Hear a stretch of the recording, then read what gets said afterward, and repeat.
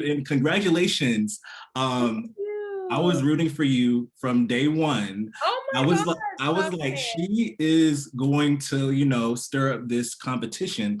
And I've just been talking about how it seems this season, I think, is a little bit, I like the first season too, but Yeah. this season, it actually felt like the Catfishes had a chance, and we're actually strategically moving, not just you, but also River. It felt like y'all were actually in the game and to win it. So that was pretty refreshing. But yes, congrats on winning the circle. And first, I want to ask you, at what point during the competition did you think, okay, I really have this in the bag, I might win this? Was there a turning point for you where it just clicked like, I think that I could go all the way? Because there were some times where it was kind of, people were being suspicious, but I think at a certain time it was okay, she might go all the way.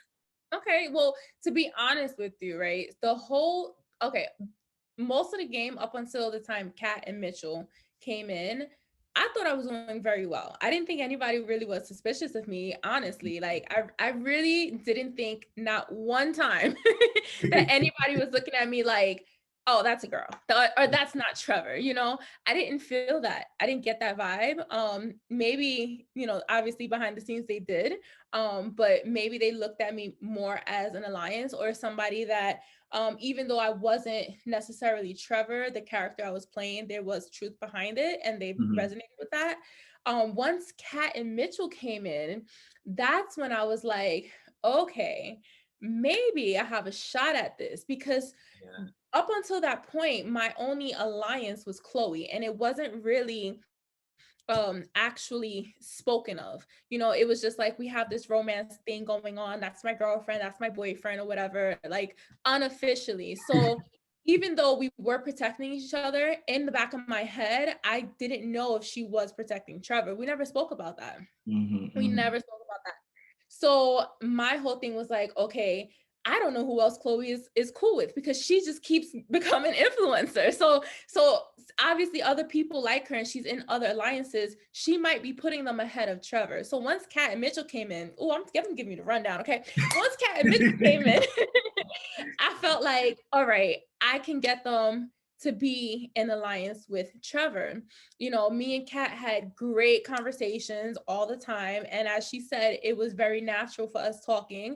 Mhm. And with Mitchell, man, he respected the bro code and I respected him for that. Oh, I love that man. He's so amazing for that. And I appreciated that. And for that, I was like, I'm going to have his back for sure. And I know he'll have my back. So I trusted Mitchell. I trusted Kat. But then that whole thing happened. And then when Kat was gone, I was like, God damn, Yeah. my game's Ugh. gone again. But Yeah. then we had our strategy, our whole plan on how we can break up River and Courtney and, kind of kind of move the numbers in our direction. And then again, that still didn't work. So it was when we say it's a roller coaster ride, it really was up and down, up and down. It was like, one minute you're up here and you think like nobody's gonna touch you, and then the next minute, whoop, you're down. And it's like, Yeah. goddamn, okay, like my plan's not working. What can I do? I gotta come up with something else. Hmm. And speaking of up and down, I want to get your thoughts on the main feud of the season between Savannah and Terralicia. It was some twists and turns. And I honestly thought, I was like, either one of them could go just because they're basically shooting each other in the foot right now. Yeah. But as a player, I guess when you were watching it and we also were in it, how do you feel like it played out? And did you see both perspectives? Because you were kind of in the middle of it, not really in the middle of it, but it was kind of because Savannah saved Trevor, and Yeah. then it just kind of like took a mind of its own, and it ended up in both of their devices in the game. But what was it look like for you seeing that play out? So, oh my gosh. Being a player in the game, actually, I didn't really know what was going on because I mean, as a guy, nobody was really coming to me and like, gossiping with me and telling me what was going. Even when I would ask them, like I asked Savannah, "Hey, are you okay? Like how's it?" And she kind of just said like she gave me like one response and like that was it. I didn't really know. I had an idea like, oh, maybe it was because she saved Trevor. But I didn't know anything about the girls' alliance. I didn't know that she's, you know, they said that they were going to protect each other. I didn't know that they thought Trevor was a catfish. I didn't know any of that. So watching it back, like I felt bad. I'm like, oh my God, like I hope I didn't like sabotage her game because she wound up saving me, you know. But at the same time, you know, I had to make myself feel better. And I think she came to play and she did what she thought was best for her game and at the end of it all. And it wasn't only because we had that connection that she saved me, it was because she didn't want to out her alliance. So watching it back, it kind of felt like, you know, okay, I feel bad, but at the same time, like she cleared it up for me. And then it just it man, that thing spiraled like so far. It just kept going and going. It went from me, then it went to that whole Trrevor wanted Courtney to go, and then Savannah didn't want, and then it went from Savannah wanted Chloe to be gone, but then she said she didn't want Chloe to be gone, and it's just like super miscommunication. And then you have, you know, they're constantly throwing jabs at each other, and as a woman, it's like, hold up, you're not gonna disrespect me, queen, because I'm a queen too. You know, like it just got crazy. So watching it, I was just there like, God damn, this is why I couldn't go in as a female. Like it would have probably been me up there with somebody. Well, you know, as you know, watching it, and I've also seen like, you know, a video they did when they talked about it too. And I really feel like it was miscommunication because at the end of the day, it's not like Chloe was in any danger of going home. It was just, I guess, the fact that she would choose Trevor, but at the end of the day, it was just miscommunication. I guess that happens when you're only communicating via words and no one can see like, you know, emotion or tone or anything else. But I mean, it did work out in your favor too. So. Oh, thank you. But it also it's miscommunication, and also you have to remember that at that point they didn't really know each other. Like they were cool, but they didn't really know each other. And this is a game that, you know, you need to stay to the end. So you want to win that money, right? People have done much worse to get much less money, you know. So and when it comes to it's just a lot. Like when it comes to respect, and like I said, it's just like it was so many things that just kept adding up that I feel like it was bound to happen. Like that entire blow up was just bound to happen. Yeah, it would have happened. But I know that when we saw on TV, you know, you went in with your notebook, you had all of your notes. I remember it was one question about the NBA player, and I was like, oh, I was like, oh, I need her to get this. I need her to get this. And you pulled it out. So we know about the notebook, but in general, how did you prepare, and how did you also prepare with Trevor heading in? Was there anything specific you did to make sure that you had everything down to a T and wouldn't mess up on anything, any crucial facts like that? Yeah, I'm extremely competitive, and I know once you go in a show like this, they're gonna target you. They're gonna, especially when you're a catfish, like you have a target on your back without you even knowing, right? Then you have to work super hard to make sure that you don't slip up. I studied for at least a week straight with Trevor every night. We would spend a couple hours and he would go over a bunch of guy stuff with me and just stuff that he knows that I should know. You know, I was writing stuff down. He was writing stuff down. He was quizzing me. I was asking him all these questions. I'm like, what about this? Like, would you shop here? Would you wear this cologne? You know, all like I had everything. And then even after that, there's a time that like we had to quarantine before we actually filmed. During that time, I was sitting there studying as well. I'm like, I need to know all the sports teams. I need to know their colors. I need to know what city they're in. I was not trying to get tripped up at all. So I put a lot of effort. I felt like I was back in school. Goddamn, like I ain't been to school in a long time, but I put myself through some type of education just now. I mean, you had to because you didn't make any slip ups like the way that Emily did when like the makeup question, and then I was like, I mean, I can think of like 3 or 4 on the top of my head. That's what I was so confused. Like I felt so bad for him though, because I mean I knew, and like from our conversations, I gathered that M was a guy, like for sure. But I felt so bad because I'm like, oh, the way he butchered the Glamican, he's definitely not gonna know the makeup. But I'm like, there's Kim Kardashian, there's Fenty, you know, like those are Sephora has their own brand, you know, like you could have just been like, you know, I'm kind of cheap, I shop Sephora brand. Like, come on, like Maybelline, cool, but Collection Co. Like what is that? Yeah. It was a lot. I was like, oh, I was watching, I was like, I know he could pull out something, but it didn't happen. But you said that you kind of, gauged from your conversations from him that he was a catfish. Did you think that about anyone else? Like, did you have any hints about River or Lance? Did you think about that?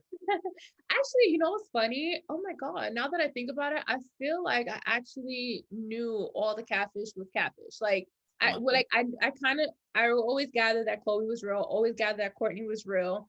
I always gathered that Mitch was real, Kat was real. But River, there was something about River that I couldn't put my finger on, and it was just like, you're not this guy that I'm looking at. And like, people keep saying, well, people were saying, or they probably still saying, that me as Trevor, like I'm only giving single father vibes. I'm not giving anything else, which I disagree. But I disagree that's their own opinion. Thank you. That's their own opinion. But I felt like that actually about River. I felt like he was so it was very weird. Like he just had this hair thing going, and I'm like, that's River's thing. His hair, beautiful, but I didn't really get much personality from him from our conversations and even our group chats. So I'm like, there's something off about that. And then obviously Emily, and then of course Lance. Like everybody knew that was not the real Lance. Everybody knew. She's so sweet, but we knew. Yeah, that was like, that might be in circle history. That was like, okay, that's the one that you can gaze at the first time. That's a catfish For sure. But she did good. She did good for what she could, because I felt like that would be hard to going in as like someone that everybody knows. And then like Kat had that one question. She was like, okay, I already know she's a catfish, and it was done in that moment. Yeah, absolutely. I think I agree with you. I think she did the best that she could have done with that situation. So it was a cool concept. But at the same time, it was like, you have to know that it's because he's a celebrity and he's so well known that there's automatically going to be a target on his back. As far as like, we know that you're a catfish, not necessarily like trying to get blocked, because I don't think our season was much about that. Like, I don't think our season was much about like, oh, they're a catfish, let's get them out. They're a catfish, let's get them out. Like, who's a catfish? Catfish. Like, it wasn't really about that. And that's what I liked about the season too, because I mean, I feel like in season one, everyone was kind of like, okay, we got to get all the catfishes out. But you had suspicions. River, another catfish, had suspicions. I feel like people did, but they're like, okay, we're still playing the game, so it may pan out differently. Exactly, because even though they're catfish, they can still protect you and rate you high and still be on your alliance and everything. And the person behind the screen, they're giving you their personality as well. So there is still some connection with them. So I definitely, I like that. There was a lot of times that we mentioned catfish, like, but that doesn't necessarily mean that it was like, oh, they're catfish, like they're out. I think it was more like, oh, I know you're a catfish, like, ha ha ha, like, you know what I mean? Like, oh, this is jokes. Yeah. And watching the season so far, does Trevor think that you portrayed him well, or is there anything else that there's something playing out? He's like, okay, I would have done this differently, or you didn't sound like me. What does he think of your performance of the season? Oh my God, it's so funny. Me and Trevor are very competitive, and like we are constantly like coming for each other. Like he's my best, like we're legit best friends. So watching it, he's just like, why would you say that? And I'm like, you wouldn't say that. And he's like, no. I'm like, you're lying. He's like, no. And he's like, he swears he could do a better job than me. I like to see that, honey, because it's not as easy as you think. Okay, like watching it, I know everybody sees like, you're like, oh, why would they say this? Why would they say that? Why would they say this? You get in that thing, you get in the circle, and you tell me how it goes. So I'm telling him like, go ahead, say what you want to say, but you don't really know. And I did an exceptional job thank you very much. You ain't complaining about this money, honey. So shut up. Yeah. So we constantly are throwing jabs at each other. It's so much fun though. And at the end of it all, he's very proud of me. So even though he thinks that, I was a little bit more feminine than I should have been, he still is very proud of me. And obviously, like, he's really excited for like everything that transpired from the show. Yeah. What do you think was the biggest challenge or the hardest part of embodying Trevor? Like, aside from, like, of course, being a man, but what was the hardest part you think of playing him? Well, because I was a man, I felt like, I everything that I did in the circle, I was trying to put myself in Trevor's shoes, right? So like, especially when that whole Savannah and Terralisha drama like started happening, I really wanted to know what the hell was going on.